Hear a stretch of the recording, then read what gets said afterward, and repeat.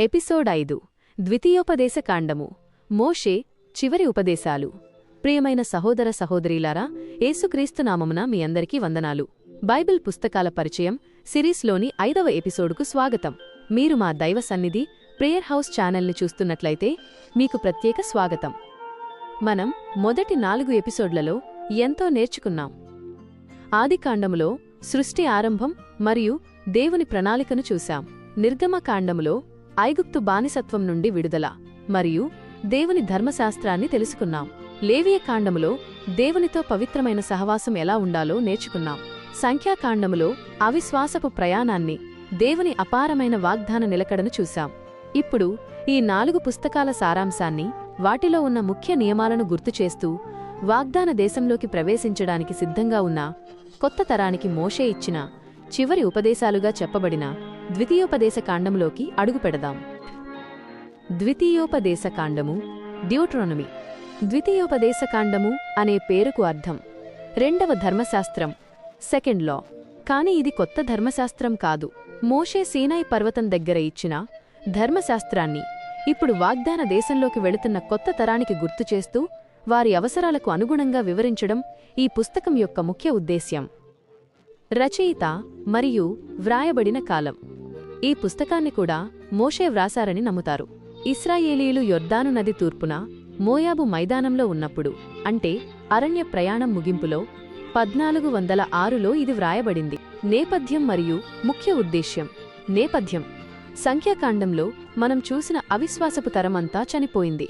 ఇప్పుడు కొత్త తరం వాగ్దాన దేశంలోకి ప్రవేశించడానికి సిద్ధంగా ఉంది. మోషేకు కూడా కనాను దేశంలోకి ప్రవేశించే అవకాశం లేదు. కాబట్టి తన జీవితపు చివరి రోజులలో మోషే వారికి 3 శక్తివంతమైన ఉపదేశాలను ఇస్తాడు.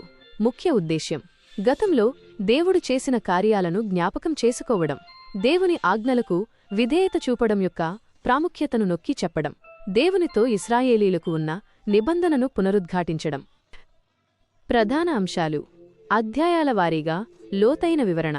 అధ్యాయాలు 1 నుండి 4. గతాన్ని గుర్తు చేసుకోవడం. మోషే మొదటి ఉపదేశం. మోషే ఇశ్రాయేలీయుల 40 సంవత్సరాల ప్రయాణాన్ని సమీక్షిస్తాడు. వారు ఐగుప్తు నుండి బయలుదేరినప్పటి నుండి, సీనాయి పర్వతం నుండి మోయాబు మైదానాలకు చేరుకున్నంతవరకు జరిగిన సంఘటనలను గుర్తుచేస్తాడు. అవిశ్వాసం వల్ల వారు ఎలా వాగ్దాన భూమిని కోల్పోయారో, దేవుని అవిధేయతకు దేవుడు ఎంత కఠినంగా శిక్షించాడో గుర్తుచేస్తాడు. ఇది గతాన్ని మరచిపోకుండా భవిష్యత్తులో దేవునికి విధేయులుగా ఉండటానికి ఒక హెచ్చరిక. అధ్యాయాలు 5 నుండి 26. ధర్మశాస్త్రాన్ని పునరుద్ఘాటించడం. మోషే రెండవ ఉపదేశం. ఈ భాగం ద్వితీయోపదేశకాండంలో ముఖ్యమైనది. మోషే వారికి 10 ఆజ్ఞలను మళ్లీ చెబుతాడు. ఈ భాగంలోనే మనం షేమ అనే అద్భుతమైన వాక్యాన్ని చూస్తాం. ఈ పుస్తకానికి ఇది ప్రాణం వంటిది. ఇశ్రాయేలు, ఆలకించుము, మన దేవుడైన యెహోవా, అద్వితీయుడైన యెహోవా, నీ దేవుడైన యెహోవాను నీ పూర్ణ హృదయముతోనూ, నీ పూర్ణాత్మతోనూ, నీ పూర్ణ బలముతోనూ ప్రేమించవలెను. ఈ వాక్యంలో ఆలకించుము అంటే కేవలం వినడం కాదు, దేవుని మాటను విని దాన్ని పాటించడం అని అర్థం. దేవుడు అద్వితీయుడు అంటే ఆయన ఒక్కడే దేవుడు, ఆయనకు సమానమైనవాడు మరొకడు లేడు. మన ప్రేమను 3 విధాలుగా ఆయనకు చూపించాలి. 1. పూర్ణ హృదయంతో మన ఆలోచనలు, భావాలు, నిర్ణయాలు అన్నీ దేవుని వైపు ఉండాలి. 2. పూర్ణాత్మతో మన అంతరంగం, జీవితం, ఉనికి అంతటితో ఆయనను ప్రేమించాలి. 3. పూర్ణ బలంతో మనకున్న శక్తి, సమయం, సంపద, సామర్థ్యం అన్నీ దేవుని సేవలో ఉపయోగించాలి. ఈ తరువాత మోషే సామాజిక న్యాయం, ఆరాధన, కుటుంబం, యుద్ధం వంటి అనేక విషయాలకు సంబంధించిన నియమాలను వివరిస్తాడు. అధ్యాయాలు 27 నుండి 30. దీవెనలు మరియు శాపాలు. మోషే మూడవ ఉపదేశం. ఈ భాగం చాలా నాటకీయంగా ఉంటుంది. మోషే ప్రజలు కనాను దేశంలోకి ప్రవేశించిన తర్వాత ఏబాలు పర్వతంపై నిలబడి అవిధేయతకు శిక్షలను మరియు గెరిజీము పర్వతంపై నిలబడి విధేయతకు దీవెనలను ప్రకటించాలని ఆజ్ఞాపిస్తాడు. ఈ దీవెనలు మరియు శాపాలు దేవుని చిత్తమేమిటో స్పష్టంగా చూపిస్తాయి. శాపాలనేవి కేవలం దేవుడిచ్చే శిక్షలు మాత్రమే కాదు, దేవుని నుండి దూరమైనప్పుడు సహజంగా వచ్చే భయంకరమైన పర్యవసానాలు అని కూడా అర్థం చేసుకోవాలి. అధ్యాయాలు 31 నుండి 34. మోషే చివరి రోజులు. ఈ చివరి అధ్యాయాలలో మోషే తన నాయకత్వాన్ని యెహోషువకు అప్పగిస్తాడు. ఇశ్రాయేలీయుల భవిష్యత్తును గురించి ఒక పాట పాడుతాడు మరియు తన ప్రజలకు ఆశీర్వాదం ఇస్తాడు. చివరిగా మోషే నెబో పర్వతం ఎక్కి వాగ్దాన దేశాన్ని దూరంగా చూసి అక్కడే మరణిస్తాడు. ఈ పుస్తకం ఒక గొప్ప నాయకుడి జీవితానికి ఒక విషాదకరమైన కానీ శక్తివంతమైన ముగింపునిస్తుంది. మన జీవితానికి అన్వయం, హృదయాన్ని తాకే పాఠాలు. ప్రియమైన వారలారా, ద్వితీయోపదేశకాండము మన ఆత్మీయ జీవితానికి చాలా ముఖ్యమైనది. ఈ పుస్తకం మనకు అనేక ప్రధాన పాఠాలను నేర్పుతుంది. దేవుని నమ్మకత్వాన్ని ఎన్నడూ మరచిపోవద్దు. మోషే ప్రజలను గతంలో దేవుడు వారిని ఎలా విడిపించాడో, అరణ్య ప్రయాణంలో వారిని ఎలా నడిపించాడో పదే పదే గుర్తు చేస్తాడు.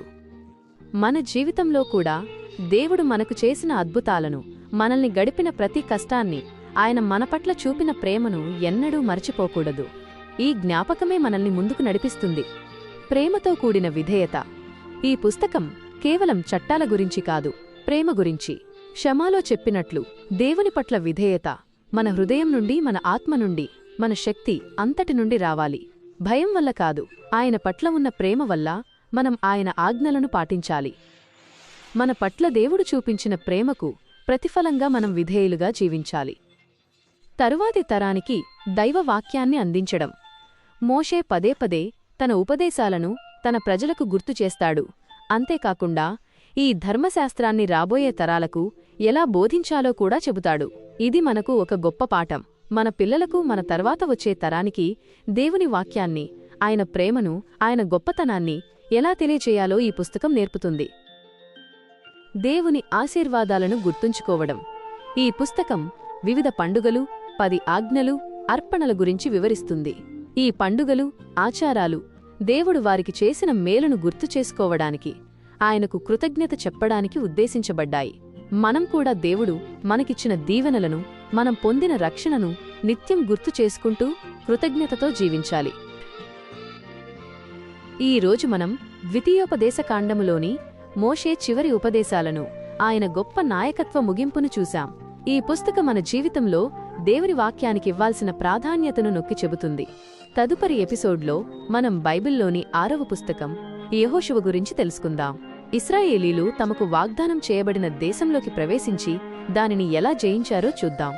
మరిన్ని ఆధ్యాత్మిక కంటెంట్ కోసం మా దైవ సన్నిధి ప్రేయర్ హౌస్ యూట్యూబ్ ఛానల్ని తప్పకుండా సబ్స్క్రైబ్ చేసుకోండి. ఈ ఎపిసోడ్ మీకు నచ్చినట్లయితే లైక్ చేసి 10 మందికి షేర్ చేయండి. తదుపరి ఎపిసోడ్ కోసం వేచి ఉండండి. దేవుడు మిమ్మల్ని దీవించి ఆశీర్వదించునుగాక. ఆమెన్.